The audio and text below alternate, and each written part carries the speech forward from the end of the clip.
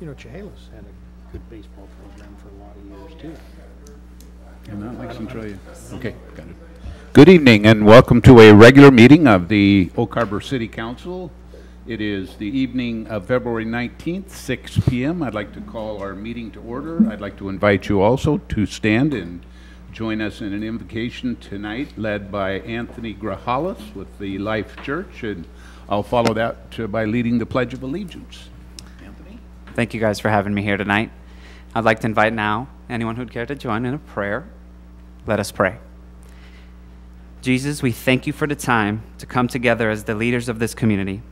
We ask for your guidance and divine creativity as we discuss the topics of this city, and we ask that you would supply us with the wisdom needed for the future as we strive to be great stewards of the city you've given to our care.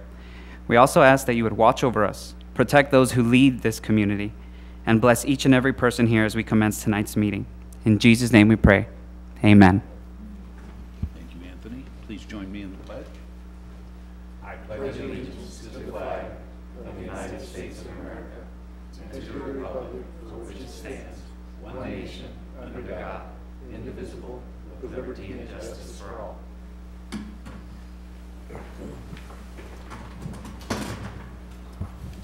Okay, I'd like to begin the meeting, regular meeting now with the, I think we've got a couple of absent council members to excuse. Looking for a motion for that. Yes, Councillor Heisen. I move to excuse council members Munns and Wiesner. Second. Okay, motion and second to excuse council members Munns and Wiesner. Motion by Councillor Heisen, second by Councillor Servadius. All in favor, say aye. Aye. Any opposed? Okay. We will move on to approval of agenda. So you've all got a chance to look at that, I hope. Doesn't look like we've got any changes scheduled, so we'll move forward with the agenda as it is. And tonight we will start off with our citizen comment period. Citizens may comment on subjects of interest not listed on the agenda or items listed on the consent agenda. To ensure comments are recorded properly, please state your name clearly into the microphone. Please limit your comments to 3 minutes to ensure all citizens have sufficient time to speak. Doesn't look like we have a lot of potential citizens out there that are going to take advantage of this tonight. So seeing none, we'll move on to our consent agenda. We have items number A and B. And if we have no need to discuss those, they will be approved as presented. We will move on to the mayor comments, and I have no comments for this evening. And I would then like to call on council. Any comments from council tonight? Okay. Seeing none, we will go to the city administrator. Mr. Oborn? It's a good night for none.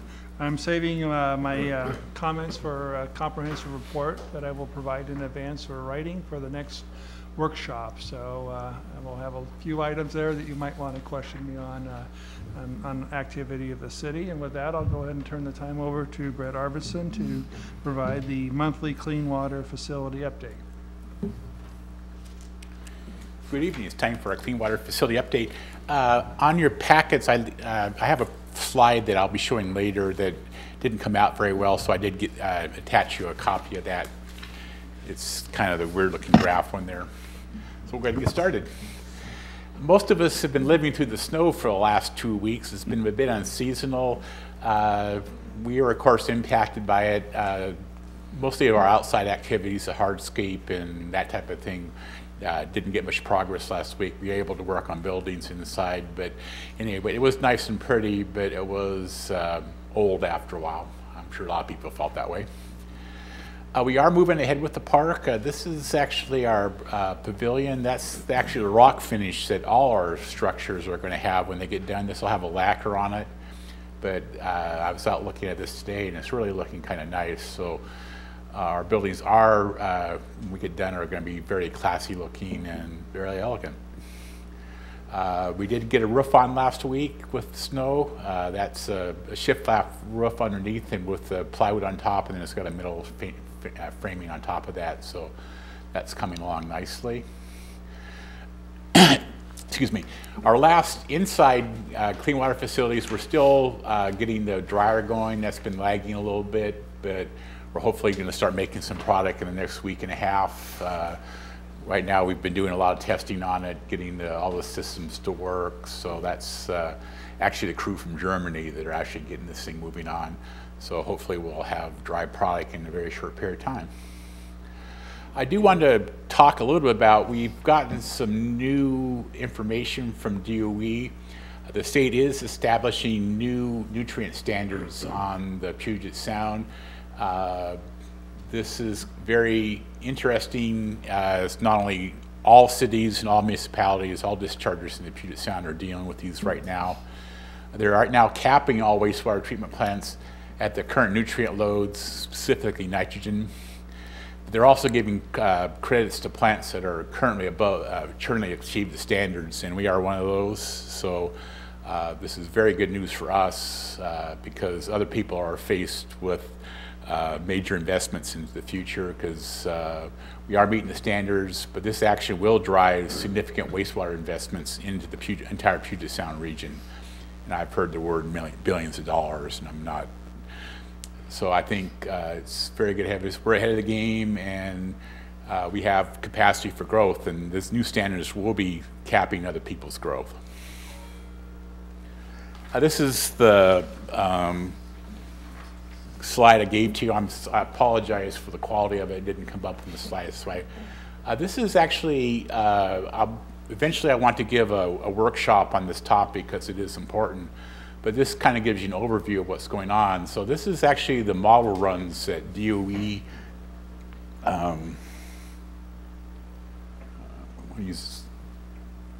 uses for this. And what happens is they do a water quality model. They're measuring for dissolved oxygen and measuring the impacts of all the dischargers in the Puget Sound.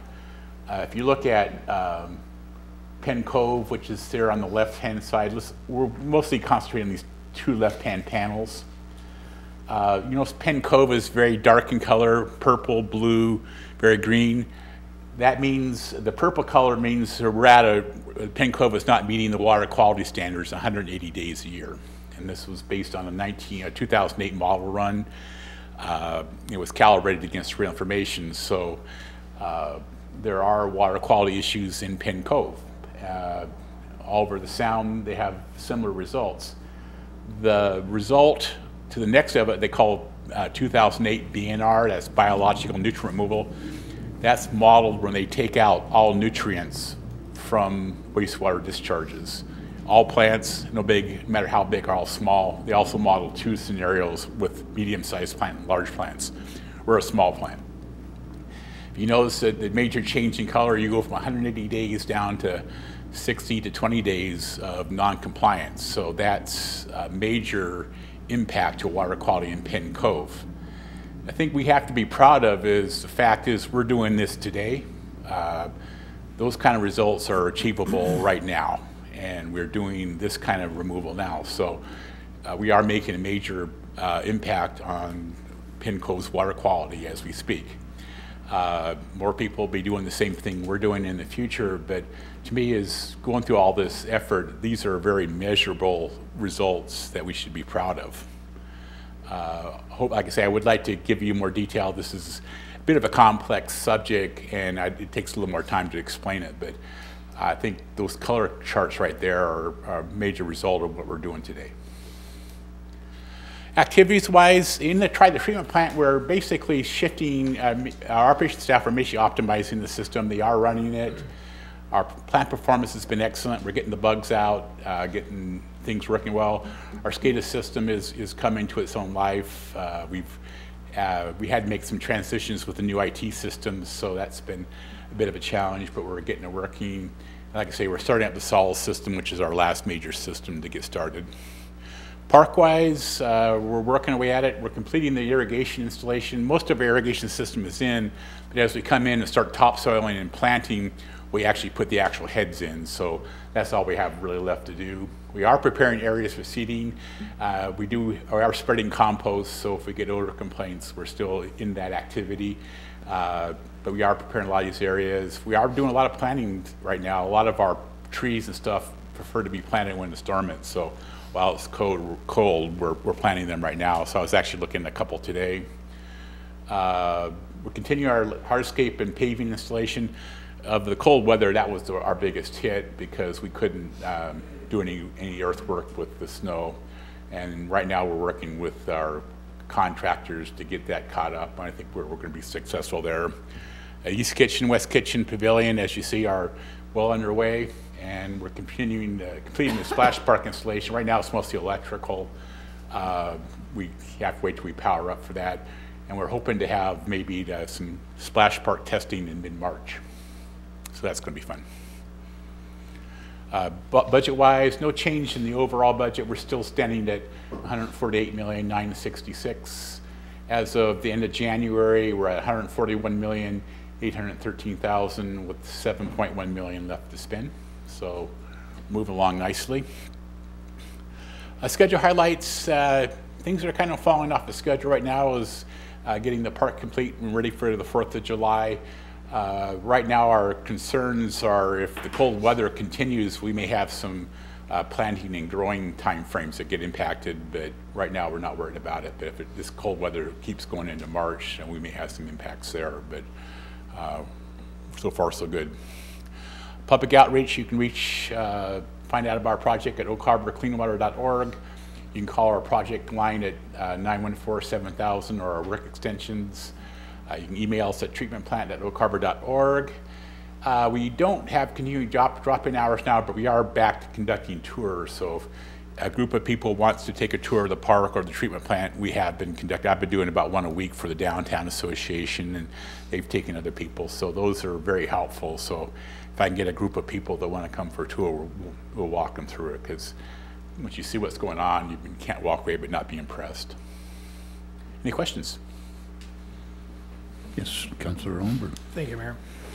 Hey, Brett, without turning this into a science class here, would you be a little more, could you elaborate a little bit more on dissolved oxygen and where does that come from and what impact does it have on the food chain such as shellfish, salmon, and the orca population? You know, we all breathe oxygen. Fish breathe dissolved oxygen in the water through their gills, and the same way with the plants and stuff. So having more dissolved oxygen is healthier for the ecosystem. When you lower the dissolved oxygen in the water, things don't grow as well. They have a hard time breathing. So it's a measure. We call it a surrogate measure. It's a measure of the health of a water body. By keeping dissolved oxygen very high, that makes everything, the whole ecosystem does that, because the smaller fauna feed the bigger fauna, and the smaller fauna are a lot more tolerant to that. So it is, in the business we call it eutrophication, and it's a very strong... Say that word one more time. Eutrophication. And it's very... we treat sewage to avoid eutrophication, and we're taking it to the next level with these new standards. And the type of treatment for sewage going into bodies of water has an impact on that too, correct? We discharge two types of oxygen demand, one called BOD. Our treatment plant puts out 1 milligram per liter. The Old Lagoon put out 40 to 50 milligrams per liter. Then we put out ammonia compounds, which are fertilizers for algae type growths. But if they grow too fast, they die, and they create an oxygen demand. And so this nitrification nutrient standards is helping control the algae, which helps the DO. So the new plant is actually ahead of the curve based on this recent memo that we got from DOE. Yes, we are. I understand that. And we are in a very strong position because we're not going to have to build to these standards because we already have them. And also, when they do the capping process, we have more space for growth. The capping process basically stops your ability to grow past a certain point. We have a lot of growth capacity built into that. And the letter was specifically written to say that, yeah, plants that are in compliance will get excess capacity. And part of our process, the next time we come around for permit, is make sure we ensure that.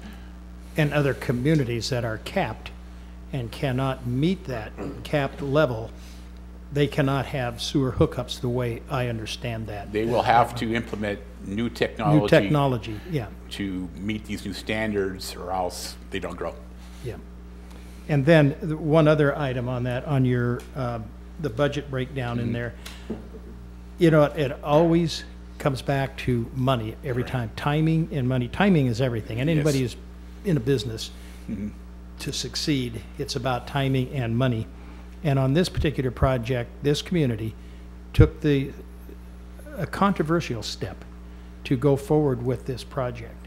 And as it's turning out, on a scientific side and on a financial side, we've been very fortunate.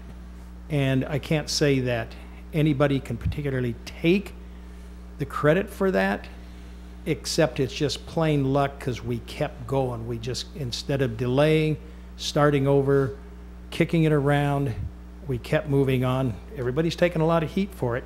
But when you look at that budget on this thing, the financing on this, about $97 million of this plant is funded through SRF funds at 1.2%, 1.6%. Part of it is 20-year fixed. Part of it is 30-year fixed rate.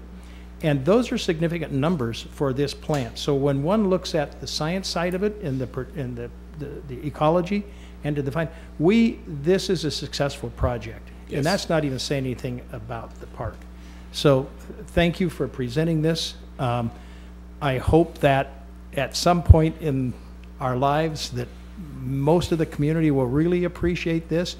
And I sure hope that the Navy gets a good whiff of this too, because I don't think we should give anything away to the Navy. We've taken the risk, and as we get into negotiations with them, I think they need us more than we need them. I'm very Thank you. proud of what we've done here, and you know, we always said, you know, you and many council members have said that, you know, the regulations are going to catch up and we'll be ahead of the curve. It's happened.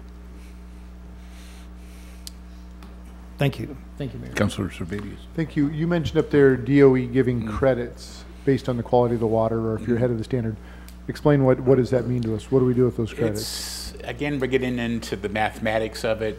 Treatment plants our treatment plant right now is regulated by a concentration discharge. So we're allowed to discharge a certain amount of a concentration. Now, if you get into what I call a mass load, and there's terminology for those TMDLs, that means you're only allowed to discharge a certain amount of pounds. So those pounds are a function of flow times concentration times the scientific constant, but that max is there. So if you want to increase flow, you have to lower concentration, and lowering concentration is a technology change. So it's more of a capacity credit than a financial credit. Right. Okay, thank you. Capacity is financial. Councilor Larson. Thank you, Mayor.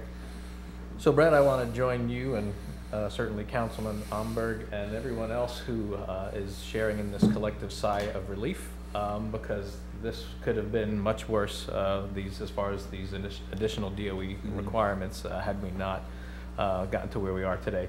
I do have a question, though. You talked about capacity, and we built into the plant a specific additional capacity.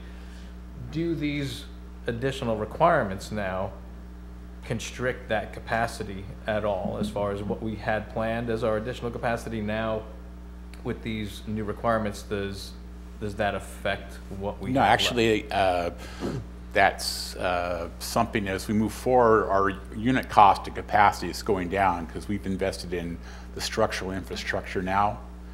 So our ability to increase our capacity costs less in the future because we can convert tankage into mechanical systems.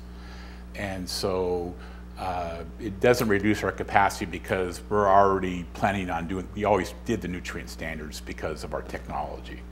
So we did it more for our membrane systems, but they have a secondary benefit. And if you've ever taken a tour, I've taken people on tours, and I talk about the aeration basins. You know, If everybody's been with me, I point those big tanks and say that's the heart of our system. We have a lot of tankage. Great, thanks.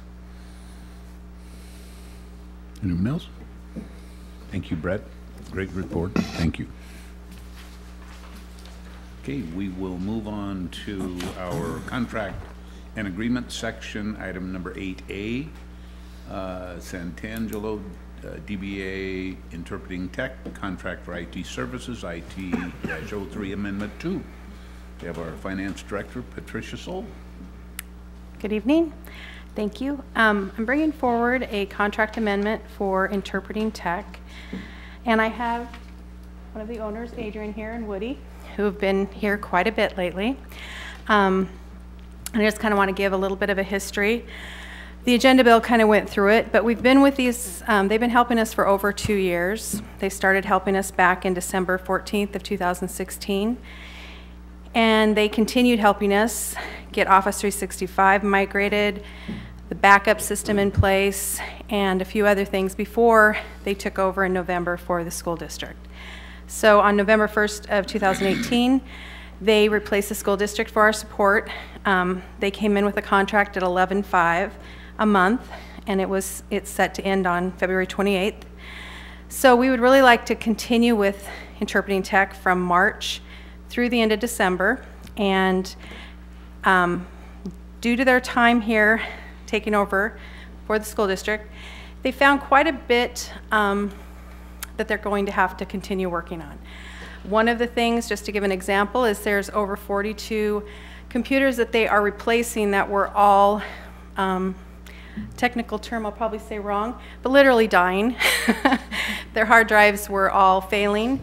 They had to immediately put an app on, and we're able to monitor that, so we're putting out the fires. But that's just the tip of the iceberg. There's quite a few other things that they're trying to fix. They're being very good about ensuring that our security is strong. They're very proactive in that respect and have been able to keep us up and running. They've had some challenges. Spillman was a challenge with the fiber, and they worked through that. They've just been really doing a really good job. So I know you had all the material to read. Adrian included a memo that I included for you. The scope of work for this contract would change a little bit. They have additional bullet points that they added to the existing contract, as well as the intent to provide on-site 2 days a week. Currently, they try to be on-site at least 1 day a week, and then we'll also have dedicated staff with this addition through December. They have a significant amount of things that they'll be doing, and since they technically can explain things better, I'm not going to attempt to do that. If you have those questions, that's why Adrian's here to answer those. And with that, I would just like to recommend that Council authorize the mayor to sign Amendment 2 to extend the managed service contract with Interpreting Tech to December 31st of 2019. Okay, so before we take that up here, I'll ask if there's anybody from the public that would like to, okay, seeing none. Council? Questions? Yes, Councilor Servadius. I'll just touch on it briefly because I've tried to be fairly involved with Patricia, and I've seen Woody a fair amount running around when I was doing phone work. This is an area where we need to invest some money. Unfortunately, it was one of those areas that was, I don't know if neglected is the best word, but that's probably what happened. And you know, as both organizations grew, us in the school district, it made sense to move away from that arrangement, and now it's time to get everything in good working order. So I guess one question here as far as just overall billable hours, do we see that? Do we have a breakdown coming of that? Is that it? I can try to address that for you. So what we have been tracking is all of our time spent with Woody or myself or whoever's on site, as well as all of our remote time, as well as all of the automated time. And a lot of the automated time is kind of it's hard to justify, for the best word I can think of right now, because a lot of the stuff that happens behind the scenes is either scripted or has been programmed to be updating in a certain point in time. Then we're trying to find the best way to do that. So billable hours is a difficult thing to quantify at times, because a lot of the time that we're spending in automation, we've already spent years and years trying to figure out the best way to automate. So that said, the contract amount that we had previously was well under what we normally would have billed in terms of billable hours. We've been spending an average of, I think it's about 100 hours a week on different things that are happening out here, and that's just actual man hours. That was to start out with extremely. The very first couple of months, we basically burned through the contract amount, so to say, that we had through the end of February in terms of billable hours. But we kept on going to get things done, and a large part of that was the documentation that was lacking. Now we have no matter what happens, we have about 214 pages and counting of documentation, so anybody that steps in can also have a better foothold than we did when we walked in here. And in terms of automation and remote monitoring and such, we've been able to find, as you said, the failing hard drives before they fail, which saves downtime, which saves loss of productivity, et cetera. At the same token, giving them the ability to say, hey, do we want to replace the hard drive or want to replace the system? And so that way giving some options and choices based on either the age or the, the level of failure, level of concern. So billable hours, there's been a lot, and there will continue to be a lot while we work through some of the issues and finish documentation, but we expect it to taper off probably sometime mid to late year when the new servers and such arrive. Thank you. You bet. Councilor Larson. Thank you, Mayor.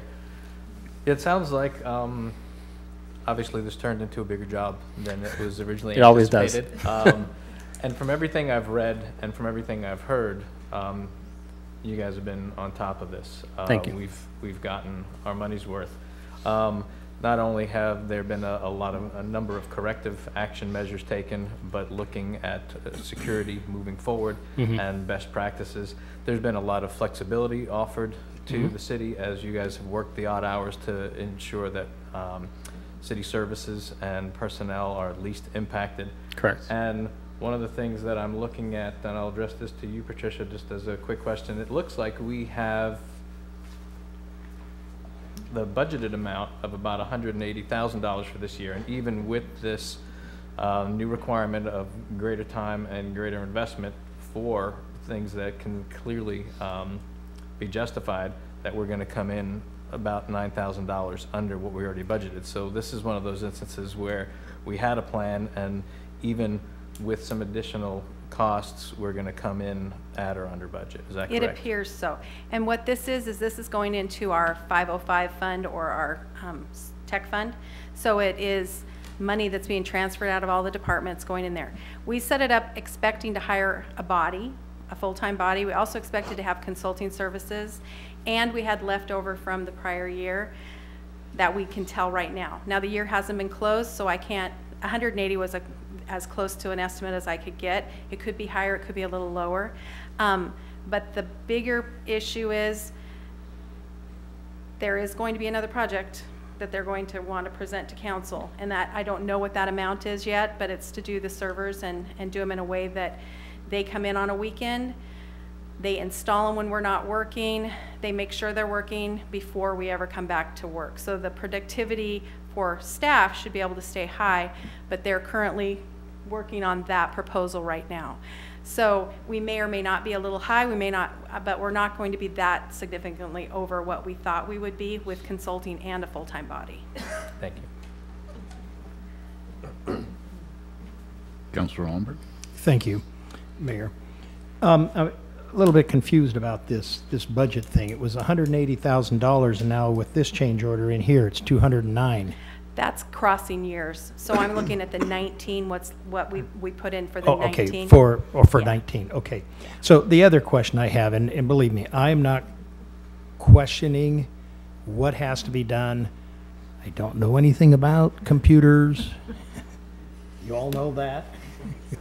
I push a button, and if it says it looks about right, it's about right. But I also look at logic on some of this stuff. So in order to arrive at the original contract, or even to get to this one, $209,000.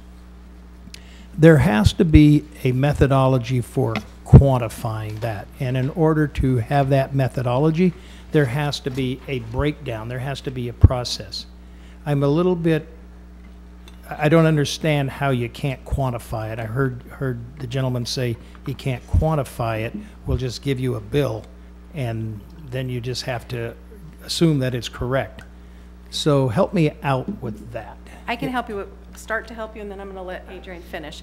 So when they did the 11-5 contract, we were under the assumption there would be significant more documentation as well as assistance in the transition. Patricia, let me just interrupt you for a second. It's even the process. I don't want to dig through the process. Okay. Okay.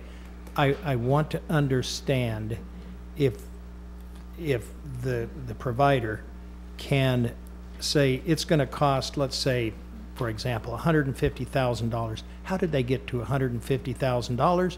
And how do you verify when you get the bills that those bills relate to the $150,000? Okay, so the 11-5 came with a scope of work, which was less of a scope of work than the current one. And it had a breakdown, by man-hour breakdown. It wasn't by man-hour. They had a overarching, this is your service contract for each month. So it was a lump sum for each month. Yes. Then they had to convert that to man-hours before they gave it to you. There has to be an analysis in it from the beginning in order to say this is about how much it's going to cost. Absolutely. So when we first came on board, we actually were trying to match the school district's amount at the time to make budgeting easy because it was already approved through the end of the year. And we were taking over before the end of the year arrived. And so we started out saying, hey, let's just match what they're doing right now. That'll save you on budgets. It's already approved. It's not a big deal. And then we continued it on a couple months into there, knowing we had more to do. That's where 11-5 came from. We then took the last 4 months of time looking over our software that shows us how much time we spent on-site, remote, automation, discussions, meetings, travel, all that kind of stuff, and then figured out what it actually cost us to perform the service. And then we tried to quantify that and say, okay, that's 4 months worth, but we know it was higher than it likely is going to be later on because we're making it easier as we go along. Then we said, well, let's go ahead and provide a body, basically 2 days a week on site, and then remotely this body will still be full-time dedicated to Oak Harbor themselves. And that's going to be currently Woody, which is why he's here. So then you convert those to numbers to Patricia so she can Correct. understand how you arrived at that. We kind of broke it down a little bit, showing the software costs that we have in the automation software, the remote control software, the antivirus, the anti-spam, all those different software costs. We've shown that costs us this much. Then we say, well, our labor has been roughly 100 hours a week. That costs us roughly this much. Therefore, we're going to propose the current proposal right now, knowing that we're going to be tapering off, even though we're technically, for us, it's costing us more than that proposal the last 4 months every month because of the sheer height of what we're doing. So recognize that the city goes through a state audit. Of course, yeah. And so they're looking at contracts and they're looking at billings, and if I don't understand it right now and how you connect the contract to the billings, I think they would probably have a question about that too. And we're happy to provide Patricia more information with a breakdown like that as well. We provided her a rough breakdown to kind of say this is why we arrived at this. I'm not sure if that was included in the memo you got or not, but there was a rough breakdown of how we got to that point. But we have a lot more detailed breakdown, back at the home office. Okay. Thank you very much. Of course. Thank you, Patricia. Mayor. Councilor Larson. I move that we authorize the mayor to sign Amendment 2, extending the managed services contract with Interpreting Technology to December 31st, 2019. Second. Okay. Got a motion and a second to authorize the mayor, just as it reads in the recommended action in your packet. Motion by Councilor Larson, second by Councilor Wassinger. Seeing no other questions or input, all in favor, say aye. Aye. Any opposed? Okay, that passes unanimously. Thank you. Okay, we will move on to item number 8B on the agenda, International Association of Firefighters Collective Bargaining Agreement for the Oak Harbor Fire Department. And I think we have our HR Director, Emma House. Welcome, Emma. Hi. Good evening, Council. Good evening, Mayor. Thanks for having me. I am here to present the contract for the International Association of Firefighters, IAFF, which is the collective bargaining agreement for your Oak Harbor Fire Department employees. So this is our union contract. We go through the negotiation process every couple years to meet with the Fire Department Union Association team with our city management team and agree upon the terms and conditions of their contract. We began meeting in October of 2018, and we had our last meeting in January. We have tentatively agreed to a 2-year collective bargaining agreement with a 2% cost of living adjustment for each year of the contract. When we initially started negotiations, we determined that the main focus for this round would be their wage scale for salaries. And that was where the main topic of discussions was focused. So we agreed to the 2% cost of living adjustment for both years of the contract, and then we also tentatively have agreed to market adjustments for both years of that contract. And there are different market adjustments for the different classifications or the different positions that are covered underneath that contract. The positions are for firefighters, lieutenant, and captains. There was some other slight amendments or updates to some other articles in the contract that did not have any significant impact.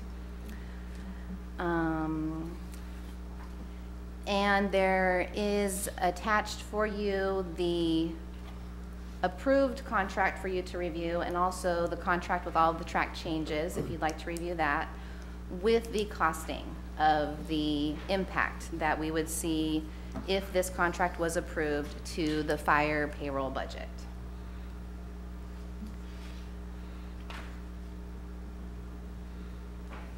And then, did you want me to kind of explain the costing part that was broken down, or did you have any questions from the attachments that you reviewed? Doesn't look like it. So the total increase over the 2-year period for this contract agreement would be $120,982. This contract would go through December 31st of 2020.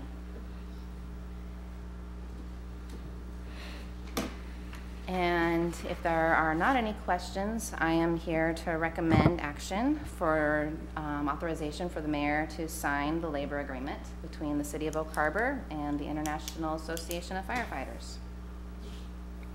Okay, thank you, Emma. Make sure the public has no input or questions. Seeing none, council questions? Yes, Blaine. Yeah, I just want to thank Emma, and this was a learning experience for me in Washington State with the first union contract, and Emma was taking the lead with it, and certainly there was a good representation from staff on the negotiating team, and I just want to recognize them also. Nikki Esparza, Patricia Soul, and Steve Powers. I think this was a team effort, and each of them contributed input to negotiating that, and so I really appreciate us all working together, and I think we did a good job of coming out with something that benefits we have to pay a fair wage to the employee, and also we want to make sure we benefits the city, and so I recommend approval of this agreement. Thank you. How about council? Any questions? Yes, Councilor Servadius, or no, Councilor Omberg, I'm sorry. Thank you, Mayor. I have the question I have here is the estimated total increase to payroll over the 2 years of collective bargaining agreement has been estimated $120,982. That's cash out of the bank. Does that include the benefits? That's when I'm going to ask my person, Patricia, from finance to come and help. Yes, that is the total payroll and the total benefits. Impact on the budget. On the payroll budget, yes. On the payroll budget. Yes. Yeah. And, well, that's my question, so I'll drop it at that. Thanks. Okay, anyone else?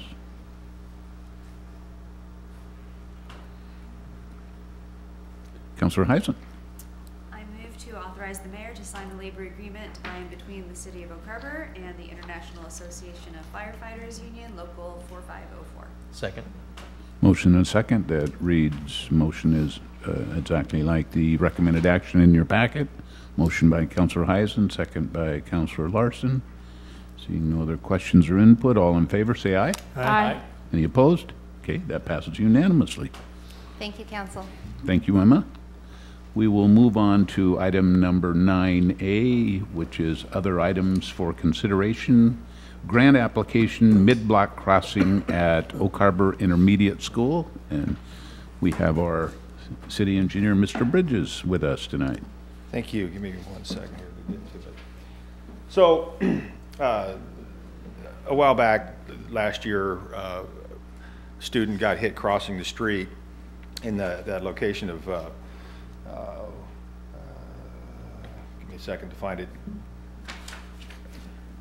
6th Avenue and Oak Harbor Intermediate School. And so we, at that time, we hired a consultant firm to take a look at that area to determine if improvements were needed to improve safety crossing for the students. And they came back with a proposal to do a mid-block crosswalk. They studied, they observed children crossing the street. They talked to staff, school staff, about the children crossing the street as well, and determined that the mid-block crosswalk was warranted. And this wouldn't just be a painted crosswalk. It would have flashing beacons. It would have bump outs off the curb, a raised island, if you will, kind of I call them a California speed hump. They're 9 feet across or 3 inches tall. So brings the elevation of the road up. Also, that also slows down traffic. And so we met with the police chief and discussed our options with him. And of course, the big option was how we're going to pay for this improvement, because it's not a budgeted item. And about 2 weeks later, we got notified by the Washington State Traffic Safety Commission that a grant was available. And so that's what we're here for today, is to seek approval from the board, or from the, I'm sorry, I used to work for the county, so it was the board, the council, if we could apply for this grant. So we put together a preliminary budget for the project. As you can see, it's about $47,000, and that includes engineering at $6,000. We've also got an optional item there for 4 additional radar speed limit control signs for another $29,000. The grant will not pay for curb improvements or street improvements, paving of this nature. It typically pays for the signs and the beacons only, and it will pay 75% of that. So it's an estimated cost of $76,000 for the project, with the included radar controlled speed limit signs. Total cost eligible for the grant is $56,000. 75% of that would be $42,000 in grant. The city would share $14,000 of the $56,000, but a total of $34,000 for the entire project would come from city funds. The other goal would be to approach the school district and seek their participation in paying for part of the grant as well, the matching items, because it is for the safety of the students. So I'll stand for some questions. Okay, see if there's anything, anybody from the public would like to. Okay, not seeing that. Back to the council here. Any questions? Councillor Servadius. Thank you, Mayor. Before my time on council, I know we went through a big round of crosswalks that were installed. And I think those were grant requests. I don't know when those went in, or did we pay for some of that, or how much of that? And then I guess a follow-on to that would be, would it be customary to ask the school district to participate to some degree in this? I don't know when there was a big round where we put all those in with all the LEDs in the street. Yes, that was the same program, the same grant program, Safe Routes to School. And so we probably had to share the 25% share or so of those costs. And I don't recall if we've ever asked the school district to share in the cost of the installation.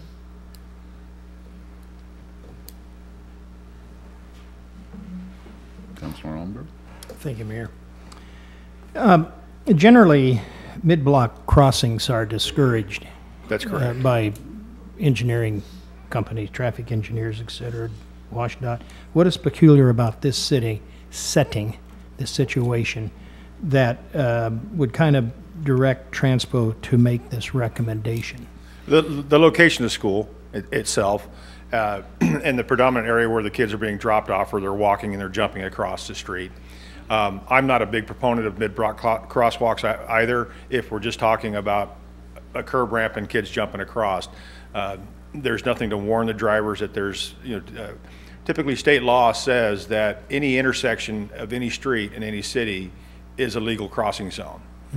But you'll see these mid-block crosswalks that just pop up out of nowhere, and in my opinion, I believe they're severely dangerous. This one in particular, with the treatments that we're proposing, is supported by traffic warrants. It's supported by our insurance carrier. The city's insurance carrier is something that is an option to do because we eliminate the hazard with the flashing beacons, the high visibility signs, the radar controlled signs, and so we reduce the speed, we reduce the hazard of the crossing. We're not putting an island in the middle of the street. We're actually going to narrow the street up. It's a fairly wide street, and by putting the curb bump outs, the ramp bump outs, we're going to take the lanes down to 20 feet, so we only have 20 feet of crossing for the children to cross at this location. But they're called rectangular flashing beacons, and they flash at a really fast rate to get drivers' attention. They're activated by pushing the button to go on to let the traffic know that someone's using that crosswalk. And so how much are the physical improvements to the street going to cost? The signs itself, out of the $47,000, the signs themselves are approximately $10,000 for the rectangular beacons. Channelization is another $1,000, so $11,000 of those flashing beacon signs, plus the $29,000 for the radar controlled signs. But are there going to be curb cuts and street improvements? Curb cuts and street improvements. And that's in this number, this total estimate. number here? Yes. Okay. So the grant does not pay for those, though. Yeah, and so the city is paying $34,000. Correct. That's our contribution. Yes. To this, that includes street improvements. Yes. Okay.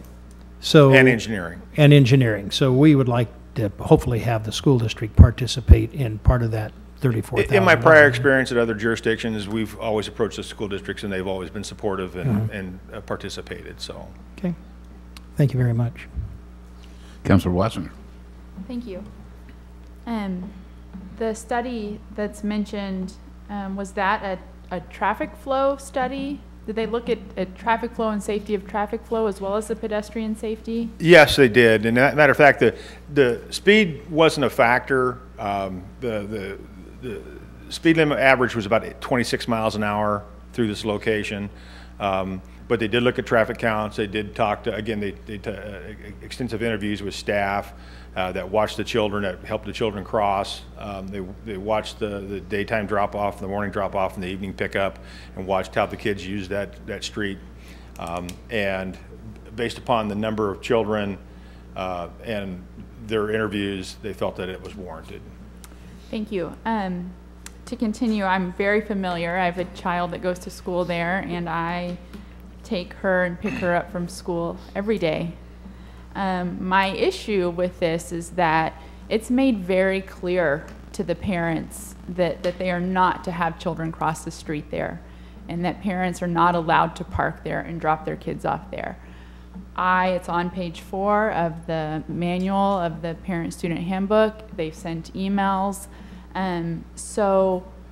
And I watch it every day, and it's not just kids by themselves, it's actually parents that park across the street on 6 and literally Frogger it like a video game across that street. A parent with a child.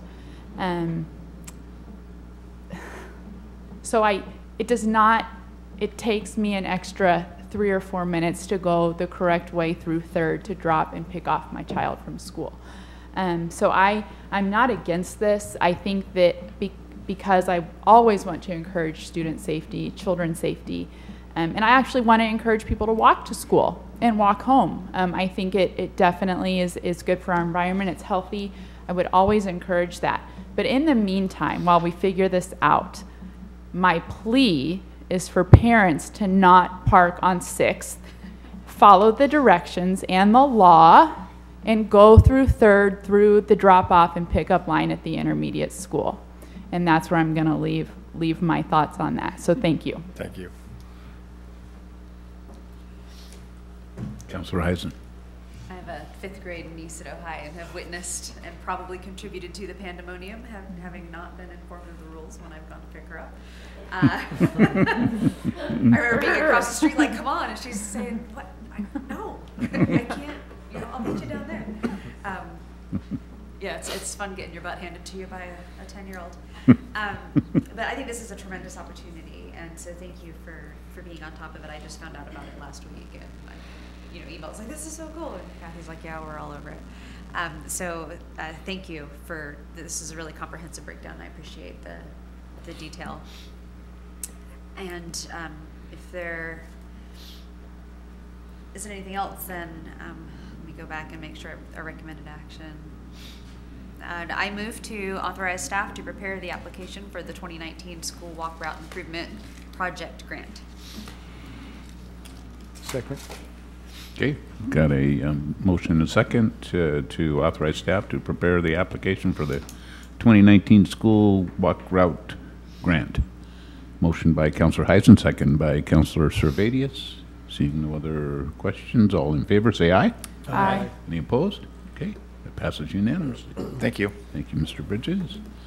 We will move on then to item number 9B, Lodging Tax Advisory Committee response to Island County tourism request. And we have our finance director back. Thank you, Mayor. Patricia. So we took, on September 10th, the mayor received a letter from Island County Joint Tourism Board and Whidbey and Camino Islands Tourism requesting the city to amend the existing memorandum of understanding, increasing the contribution from $20,000 to 1% of the additional 2% lodging tax revenue. The council, or the committee met, or the council referred it on October 16th to the committee. The committee met on January 31st of 2018 to consider the request. And the committee discussed it and put it to a vote, and it was unanimous to leave the contribution as it is, not change the MOU, but encourage Island County Joint Tourism Board to apply for grants and to be considered with the rest of the applicants to supplement their marketing efforts. They felt strongly that they should be part of the process and the competition for the funds, so if they were funded, they would be following the same process as the rest of the grantees. And I've attached the handout that the committee received, as well as the minutes from that meeting. Okay. Any questions or input from the public? Okay, seeing none. Any questions from council? Yes, Councillor Servadius. I'll just point out we met on January 31st, 2019. Yeah, sorry, that was a mistake. Good spot. And just so I guess Island County would know, one of the things that the committee did talk about was possibly having a couple of rounds of applications, one for more of the brick and mortar, like the chambers, tourist organizations, and then maybe a separate round for marketing, but we didn't quite settle that whole discussion, but that's a thought, is have the brick and mortar folks apply for a round of money and then have the marketing programs apply for a round of money. Okay. Should we be writing a response letter to that effect, perhaps? If that's what the mayor would like, happy to do that. Do you have that? You have that letter then? Good. I sure do. Let's talk about that. Okay. Any other questions? Seeing none? Thanks for the update. Thank you. Appreciate all your time and effort following up. So we will move on to item number 10A, last item on our agenda tonight, workshop meeting time change.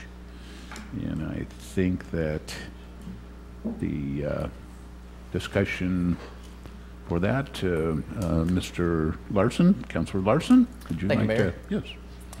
So one of the things that I've been noticing is Our absentee rate as far as council members is higher on the workshop days. A number of us on the council are, for lack of a better term, working stiffs, have day jobs, and it makes it difficult, I know, for me, and I've reached out and talked to some of my fellow council members about their difficulties that they've had in making as many of those meetings as we'd like to. I hate, personally, to miss a meeting for any reason. The other thing is I also wanted to be cognizant of the impact that we would have on city staff, so I talked to some of the staff, those who've been around for a while, asking how it came about that these meetings were in the afternoon and how that would impact staff if we were to move our workshop meetings to a later starting time. I think in our representative democracy, we are served best with the more representation that we have, and this might facilitate that.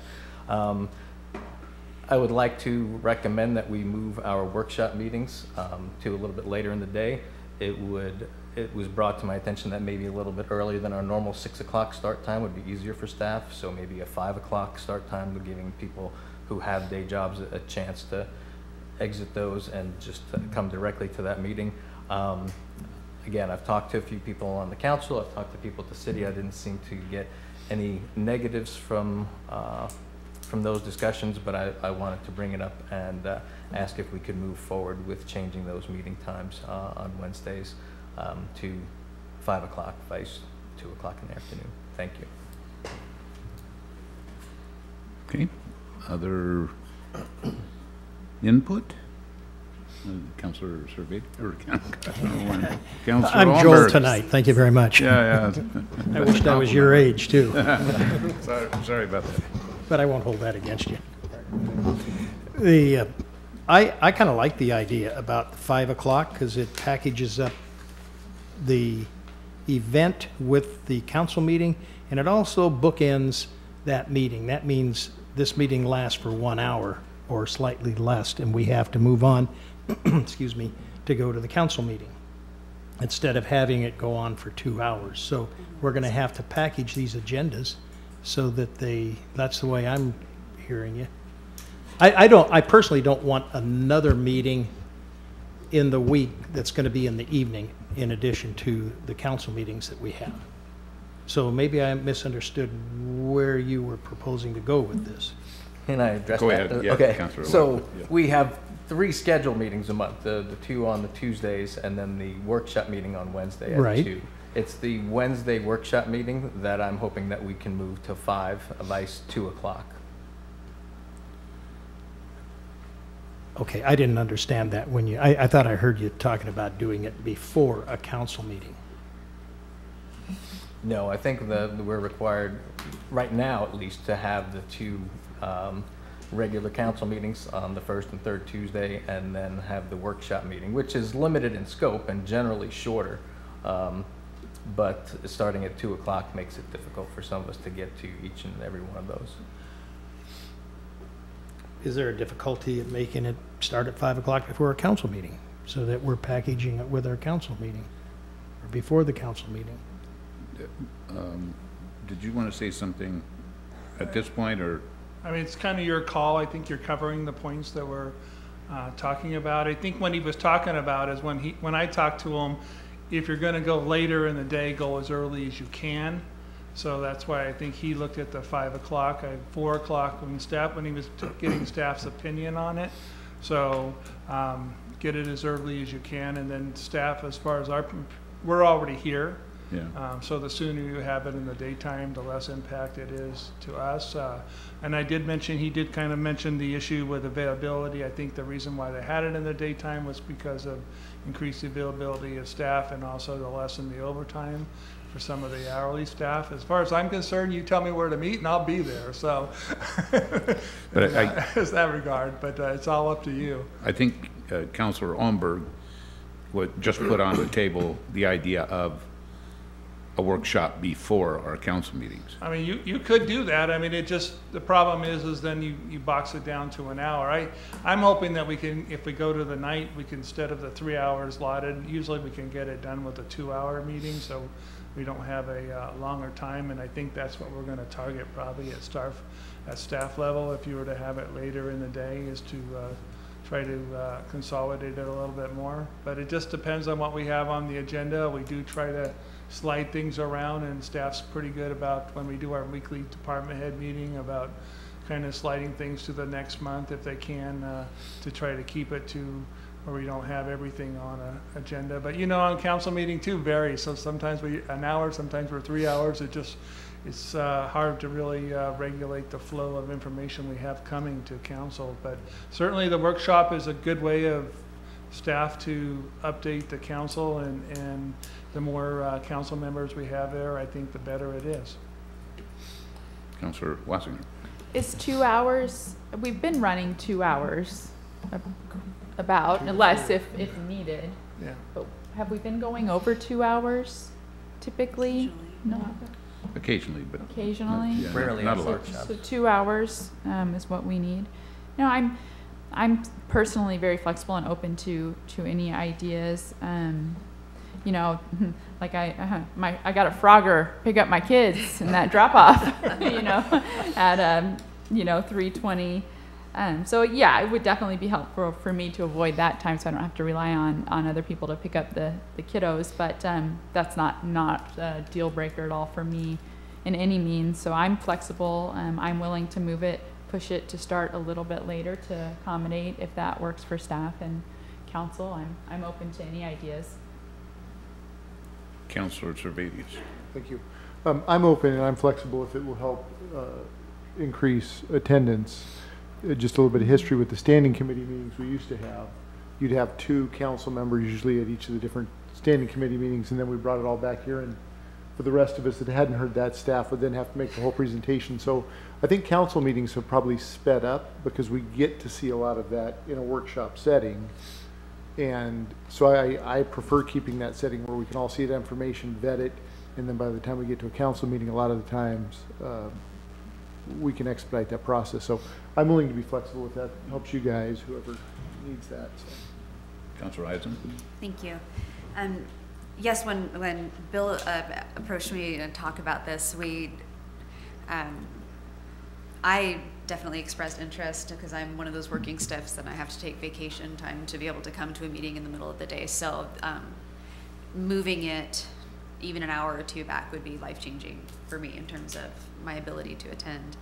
And when we did switch from the standing committees to the workshop, I think I was the only non-retired person on the council, and I worked at home. So I was totally flexible. So the reason we made it in the mid-afternoon was so that staff wouldn't have to stay late. So, once upon a time, it made a lot of sense to do it that way. But, as the makeup of the council has changed, that level of flexibility has certainly changed with it. So I would love to see a workshop move to 4 p.m., 5 p.m. I'm okay with either of those. 5 would be better because I wouldn't have to take any time off.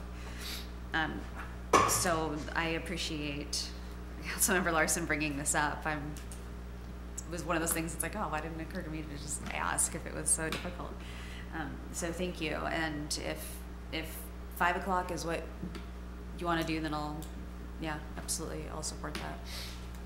I think it's important that we